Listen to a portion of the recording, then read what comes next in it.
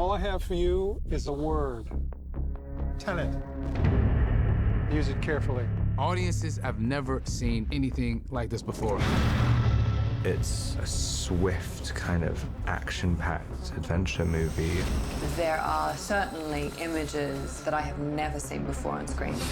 It's a really hair-raising, high-stakes thriller from an extraordinary filmmaker. To do what I do, I need some idea of the threat we face. Tenet is an espionage story. It's a classic spy story. I grew up loving spy movies, but to make it sing to today's audiences, I sort of felt like for me to really engage with it, I wanted it to have bigger possibilities. Time travel? No. Inversion? Well, the film deals with this concept of inversion, which is the idea that the entropy of an object or a person could be reversed.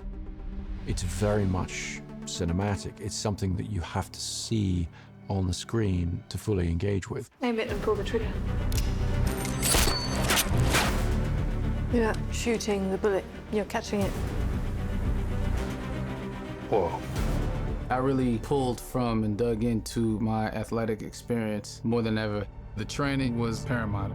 Nobody's ever thrown an inverted punch before, so how do you make that real life, you know?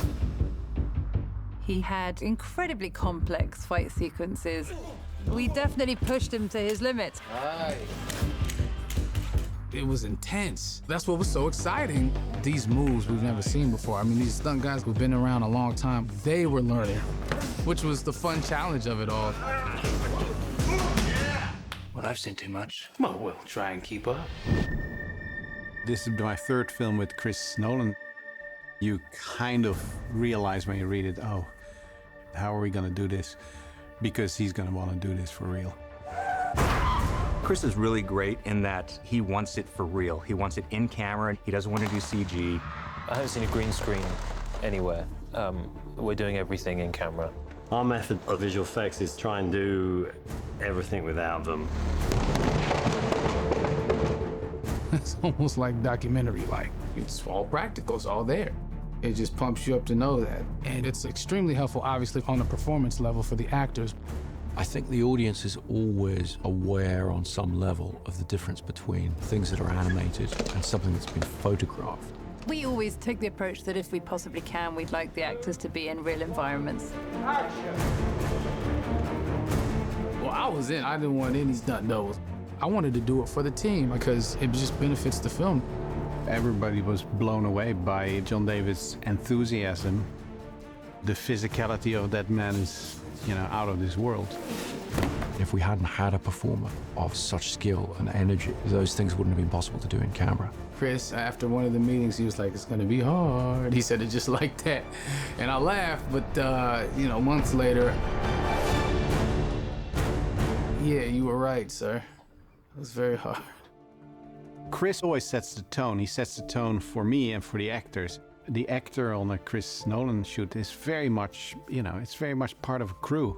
Do you feel the sense that this is someone who's telling the story this way because that's what he passionately believes in? This man, he just stands there. I don't know how he does it. He's right there. His involvement is more than 100%. He really loves it. He can just keep shooting. The rain's coming down. He's like loving it. You lose the right to complain about anything. I mean, it's a good move on his part. It's infectious. You can't help but to want to keep going and give it your all. Every film, you're trying to challenge yourself because you're trying to give something new to the audience. You do that by building on what you've done in the past. Every production we have came a step further, and every production has more and more sequences in it that we chose to shoot on IMAX. At this point, they're sort of the workhorse for us, which is really funny because when we first started shooting with them, it was such a big deal. It's a very imposing camera. It feels very important when you're shooting something on IMAX. There's a nice pressure to it. It kind of makes you bring your A game pretty quickly because you know that this film is kind of precious.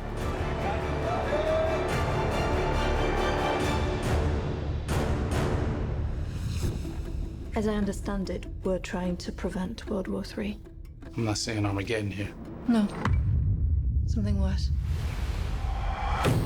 The international component to Tenet is very important to the story because it's really about threat to the entire world. Chris always envisioned this film as a sort of globe-trotting action epic, and obviously the best way to do that is to actually travel yourself. It definitely plays into the sort of scope of the film. You know, it enlarges the canvas. We were going places during the busiest times, summer in Amalfi, monsoon season in India. Prep on this film was really complicated because we were based out of LA and making plans for all these huge action set pieces all over the world. We shut down an 8-kilometer freeway for 3 weeks, had hundreds and hundreds of extras and cars and stuntmen driving on it, doing great action. That was a first for me. When will we ever be able to do this in life? You know, to shut down a whole entire freeway. It defined the scale of it. You know, in the end, what you see as an audience is a fragment or is a shot, but you are filming a reality. You know, you want to buy into that reality. So in that way, relocation always helps a lot. To be actually in the thing, to feel the thing physically move around you or feel the boat rock under you, it just obviously, organically feeds the truth of a performance. It goes for his sweet spot, which is how do you make great cinema? Not just tell stories in pictures, but how do you make the experience of cinema? Yes, you could recreate India in a soundstage or London in a soundstage, and you're not going to capture the essence or the authenticity. And I think being in those locations, the audience gets to experience that. They're going to see that it's not green screen, and they're going to be amazed by it. You want to crash a plane, but not from the air. No, it's so dramatic. Writing the plane crash, I knew I wanted to try and do it in some ways in camera. It read on the page as the most exciting sequence, and I definitely was scratching my head about how we were going to achieve it. One of the first things I asked Chris was, you know, how big do you want the plane? He laughed, and I said, I think I can get you a real plane. To see a plane like this actually kind of makes you realize what we're all flying in when we're flying. These things are huge. I don't think we tend to get the scale of it when we're just kind of walking in through the gangplank. There was an enormous amount of prep that went into that sequence because we were shooting at a working airport, and they're not traditionally, you know, in the business of crashing planes for real. I was like, how are they gonna pull this off? Like, there's no way they're gonna crash this thing into that building. A lot of these sequences, you kind of read it in the script, and you just think, yeah, would be cool in a movie. And then you get to set and it's like, yeah, we've got a 747, we're crashing it into a building. That's how we're achieving the 747 crashing into a building. It feels very, very real, essentially because it is real.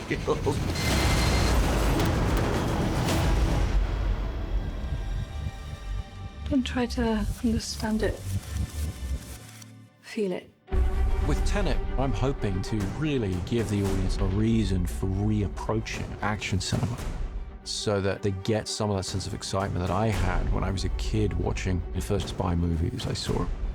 I'm hoping that this gives people a sort of ultimate cinematic experience. You feel you've been taken through a story, but you also feel you're part of a story. That's what's wonderful about his films. You just get transported into a different world. And that's what cinema is to me. It has to transport you. It has to be larger than life. I mean, it's the biggest movie anyone's ever done ever. No one's doing this stuff, and I don't think they ever will again. Nobody can really hold a candle to what Chris does, which is create this epic tale of survival and in it thread an incredibly human story. I think you're seeing Christopher Nolan inspired. You're going into an experience that you never had before in the cinema. It's a brilliantly calculated, precise, controlled, amazing story that is also completely out of control. Once you're on the ride of Tenet, you're going to have to really hold on to your seat. How would you like to die? Oh. You chose the wrong profession.